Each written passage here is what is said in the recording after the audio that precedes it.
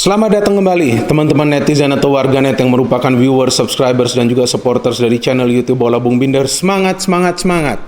Gak masalah jika memang tim kesayangan saya Arsenal sudah tersisi dari Piala FA, tapi saya tetap semangat dan saya berharap teman-teman netizen atau warganet yang merupakan fans dari Arsenal juga tetap semangat.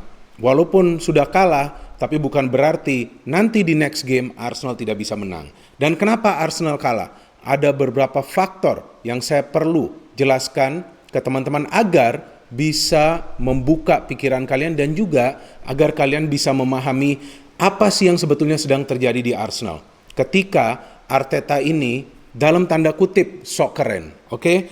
Jadi yang pertama saya ingin informasikan bahwa Arsenal tersisi di round keempat atau babak keempat Piala FA. Arsenal adalah juara bertahan loh ya. Jadi jangan lupa, klub yang paling banyak menjuarai Piala FA.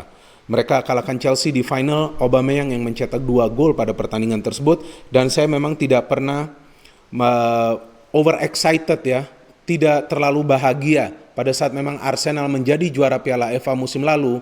Berkali-kali saya sudah jelaskan itu di beberapa konten dari channel YouTube Bola Bung Binder, bahwa sebenarnya yang dibutuhkan Arsenal sekarang ini adalah bersaing di papan atas dan bermain di UEFA Champions League lagi. Oke, Arsenal ini adalah salah satu tim besar, jangan pernah lupakan itu. And then di ini game, oke, kenapa tadi saya katakan Arteta ini sok keren?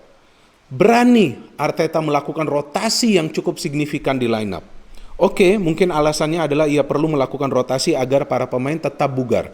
Tapi masalahnya apa di Arsenal? Kan sekarang ini hanya Piala FA dan juga English Premier League. Mereka sudah melalui jadwal yang padat. Dan mereka perlu mempertahankan momentum kemenangan. Karena tim jika sudah meraih kemenangan itu bisa menjadi kebiasaan. Tim jika nantinya kalah itu juga bisa menjadi kebiasaan. Liverpool sudah mulai susah menang. Akhirnya lihat susah sulit menang terus kan, bahkan kalah lawan Burnley. Arsenal sebelumnya sudah mulai menang terus. MU sekarang sudah sulit kalah. Jangan ketawa Jas, ya kan? Nggak apa-apa, Bung Jas ini juga ketawa happy. Tapi dia belum tahu nanti timnya seperti apa. MU kan berat juga nanti lawan Liverpool. Anyway, so di game ini ya Arteta melakukan rotasi yang besar-besaran di lineup. Nketiah dimainkan, Martinelli. Kita semua melihat performance Martinelli. Oke, very slow. And then Willian. Dari mana Willian bisa bermain sebagai pengatur serangan? Saya tidak paham ini. PP, oke, not bad. Banyak yang memang kritik performance PP, tapi menurut saya ia salah satu pemain yang tampil bagus di game ini. Granit Xhaka well played, Granit Xhaka betul-betul disiplin, tidak aneh-aneh. Elneny mengecewakan banget Elneny. Tidak seperti sebelumnya, mungkin dia juga sudah mulai kesulitan ya dengan mempertahankan kebugarannya, terlihat atau tampak ia selalu kalah dalam duel-duel dengan para pemain Southampton. Cedric Suarez bermain di sebelah kiri, oke ya, memang Tierney tidak bermain. Gabriel ini pemain yang selalu saya kritik dari awal musim, lagi-lagi dimainkan. Bahaya sekali pemain ini jika dimainkan. Rob Holding one of the best players in center of defense. Hector Bellerin, oke, pemain ini masih bagus lah ya. Ben Leno. And then how about Southampton? Now Southampton terlihat serius nih. Semua pemain andalannya dimainkan. Danny Ings, Che Adams, James Ward-Prowse, ini pernah saya jelaskan di salah satu konten channel YouTube Bola Bung Binder bahwa ini pemain yang memang selalu tampil konsisten sebagai pengatur serangan bagi Southampton di setiap pertandingannya. Pemain yang sudah lama bermain bagi Southampton, pemain yang berasal dari Akademi Southampton.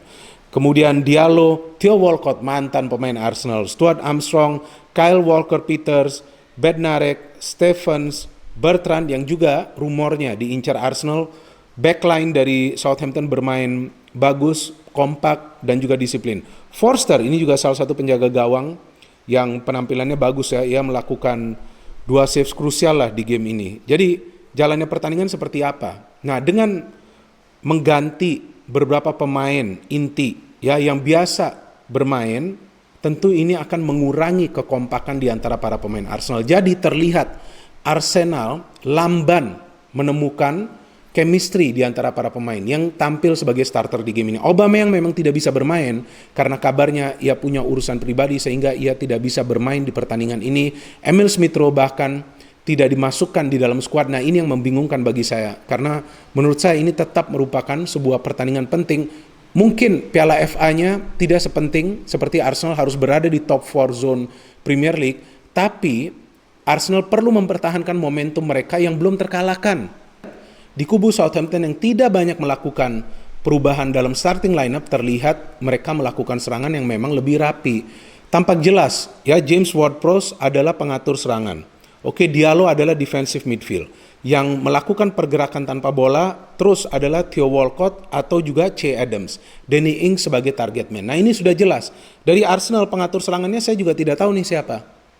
Seharusnya Willian, tapi Willian tampak tidak kompak secara permainan dengan rekan-rekan yang lain. PP bermain bagus, tapi terlihat ia juga tidak bisa deliver bola karena ia terlalu lama menguasai bola. Martinelli very slow, sulit kontrol bola. Ia mendapatkan satu chance yang PP saya kira yang memberikan umpan dari free kick, sayang seperti menendang angin saja. Dan kemudian Nketiah sebagai striker tentu ia memerlukan umpan-umpan matang. Ia dapat itu lebih banyak di second half. Dan siapa lagi? Granit Xhaka, oke dia disiplin berada di tengah. Tapi Elneny yang sesekali maju juga ini tidak bisa terlalu baik bekerja sama dengan rekan-rekan yang lain. Jadi dari segi kerjasama kalah para pemain Arsenal dari para pemain Southampton. Suarez not bad, Cedric bermain di kiri, ya lawan mantan klubnya, ia pernah memperkuat Southampton. Tapi delivery-nya tentu tidak seakurat seperti yang biasa dilepaskan oleh Tierney. Bellerin, bagus, ya kan not bad. Beberapa key pass juga yang memang ia lepas. Rob Holding hampir mencetak gol, off target. Kemudian Gabriel, ini yang paling mengecewakan di lini pertahanan Arsenal.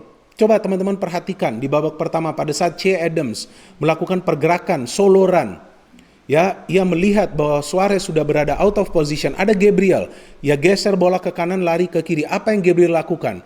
Hanya bengong. Terlihat kan, ia tidak paham apa yang harus ia lakukan. Ia tampak lamban dalam game ini. Ia juga pernah melakukan beberapa kali pelanggaran di beberapa pertandingan lainnya karena ia terlihat lamban dalam mengantisipasi pergerakan para pemain tim lawan. Ia juga melakukan pelanggaran yang tidak perlu kan ke Danny Ings. Jadi bahaya pemain ini jika terus dimainkan di lini pertahanan dari Arsenal. Saya juga tidak paham kenapa yang dimainkan kali ini oleh Arteta adalah Gabriel. Karena sebelumnya Luis dengan Holding sudah bagus. Ya kenapa Luis harus diistirahatkan? Bagus-bagus saja kok, fisiknya kan juga kuat Luis ini. Ya Lord Luis, jangan pernah lupa itu. Tapi Luis sudah mulai improve ya penampilannya. So then Southampton terus-menerus menyerang. James Ward-Prowse hampir mencetak gol. James Ward-Prowse beberapa kali melepaskan umpan yang berbahaya. Che Adams tadi saya sudah jelaskan ketika ia mengecoh Gabriel, ia melepaskan tendangan yang bagus juga, itu di save oleh Leno. Tapi akhirnya yang ditunggu-tunggu, yang saya juga sudah merasa ini tinggal tunggu waktu saja Southampton mencetak gol karena serangan mereka dibangun lebih rapi lagi. Dan kita lihat sebuah cross shot dari Kyle Peter Walker yang sebetulnya menuju ke Che Adams. Tapi ya sial juga Gabriel ya, terkena kakinya sehingga sedikit bola tersebut itu berubah arah dan menjebol gawang dari Leno. Arsenal coba fight back, but when you are not compact, artinya Anda tidak bermain compact ya, secara rapat di lini tengah, terlihat kan jaraknya cukup jauh di antara para pemain dan juga tidak ada kerjasama di antara pemain yang rapi, sulit untuk menciptakan peluang-peluang yang berbahaya. Southampton juga tidak banyak peluang yang berbahaya, tapi memang itulah cara mereka bermain. Setelah unggul mereka bermain benar-benar konservatif karena mereka perlu mempertahankan keunggulan mereka. Ini bukan liga yang mencari poin. Jika kalah akan tersisi. Jadi mereka ini terlihat lebih pintar.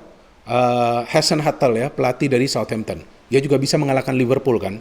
Ini memang tim bagus lah, pelatihnya yang pintar. Theo Walcott aja lihat dapat 2-3 chance, memang semuanya off target, tapi kan ia dapat bola-bola yang ia inginkan. Nketiah sayang itu. Hampir mencetak gol di babak kedua. Deflected shot tapi juga di save oleh Forster. Selain itu saya tidak melihat ada peluang dari Arsenal yang bisa mereka ciptakan karena kerjasamanya nggak ada. Saka masuk terlambat. Partey juga saya kira bermain cukup emosional di game ini. Frustrasi.